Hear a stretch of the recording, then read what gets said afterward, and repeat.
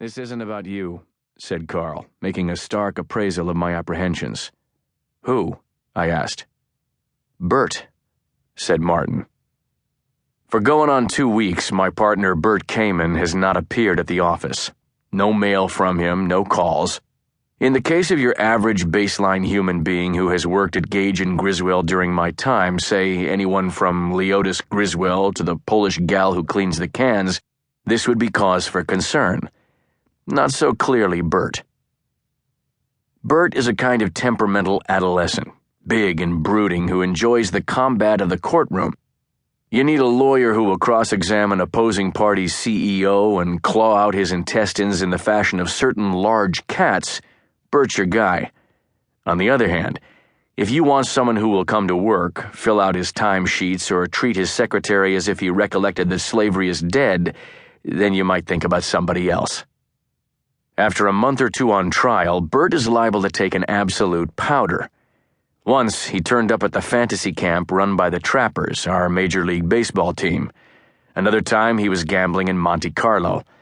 With his dark moods, scowls, and hallway tantrums, his macho stunts and episodic schedule, Bert has survived at Gage and Griswold largely through the sufferance of Martin, who is a champion of tolerance and seems to enjoy the odd ducks like Bert. Or for that matter, me. Why don't you talk to those thugs down at the steam bath where he likes to hang out? Maybe they know where he is. I meant the Russian bath.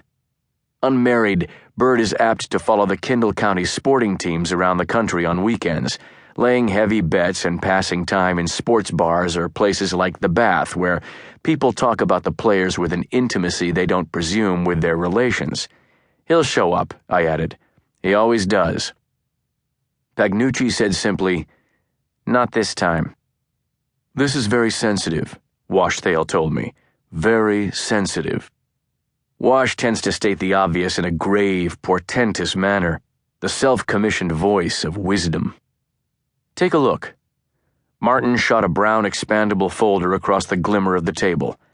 A test, I feared at once, and felt a bolt of anxiety quicken my thorax, but inside, all I found were 18 checks. They were drawn on what we call the 397 settlement account, an escrow administered by G&G which contains $288 million scheduled to be paid out shortly to various plaintiffs in settlement of a massive air crash case brought against Transnational Air. TN, the world's biggest airline and travel concern, is G&G's largest client. We stand up for TN in court. We help TN buy and deal and borrow. With its worldwide hotels and resorts, its national catering business, its golf courses, airport parking lots, and rent-a-car subsidiaries, TN lays claim to some part of the time of almost every lawyer around here. We live with the company like family in the same home, tenanted on 4 floors of the TN Needle, just below the World Corporate Headquarters. The checks inside the folder had all been signed by Bert, in his flourishing, maniac hand, each one cut to something called Litiplex Limited, in an amount of several $100,000. On the memo lines of the drafts, Bert had written, "Litigation support." Document analyses, computer models, expert witnesses. The engineers run amok in air crash cases. "What's Litiplex?" I asked. Martin, to my amazement, rifled a finger as if I'd said something adroit. "Not incorporated or authorized to do business in any of the 50 states, he said.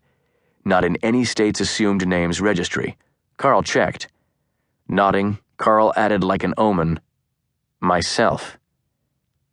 Carl Pagnucci, born Carlo, is 42, the youngest of 3, and stingy with words. A lawyer's lawyer who holds his own speech in the same kind of suspicion with which Woody Hayes viewed the forward pass. He is a pale little guy with a mustache like one of those round brushes that comes with your electric shaver. In his perfect suits, somber and tasteful, with a flash of gold from his cufflinks, he reveals nothing. Assessing the news that Bert, my screwball colleague, had written millions of dollars of checks to a company that didn't exist, I felt some peculiar impulse to defend him, my own longtime alliance with the wayward. Maybe somebody asked